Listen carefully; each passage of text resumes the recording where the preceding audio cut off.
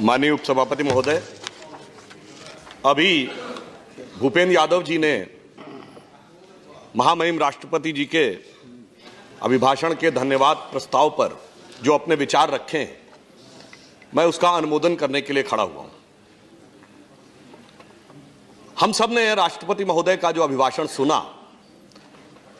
और दोबारा ये सरकार आने के बाद विगत 6 महीने में जो कुछ भी कार्य हुए, निर्णय हुए, उस पर सदन के दोनों तरफ बैठे हुए लोगों के विचार अलग अलग हो सकते हैं, मत अलग अलग हो सकते हैं, परंतु एक चीज ऐसी है जिससे इस सदन में बैठा हुआ हर एक व्यक्ति और राजनीतिक क्षेत्र में कार्य कर रहा हर एक व्यक्ति प्रभावित है आज के समय में। वो क्या है? पॉलिटिक्स में क्राइसिस ऑफ क्रेडिबिलिटी, राजनीति में विश्वसनीयता का संकट। एक आरोप लगता था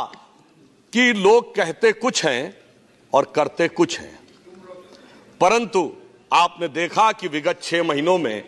इतने निर्णय हुए, चाहे ट्रिपल तलाक हो, 370 हो,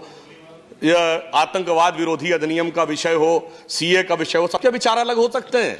परंतु इसने एक बात कम से कम भारत की जनता में स्थापित की कि जो कहा जाता है वो किया जाता है।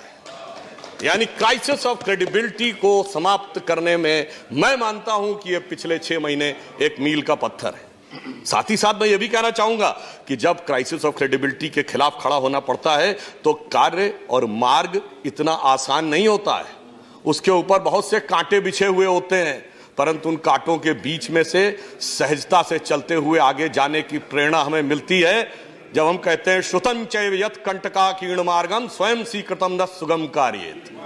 यानी कांटों से भरे हुए मार्ग के बीच में से स्वयं सुगम मार्ग बनाते हुए आगे बढ़ते हैं। और इसलिए आपने देखा होगा कि पिछले 6 महीनों में जो कुछ हुआ, हम उसके लिए ये पंक्ति कहना चाहेंगे कि दर्द की रात गई, गम के जमाने भी गए और मोदी जी की हिम्मत से कई दाग पुराने भी गए।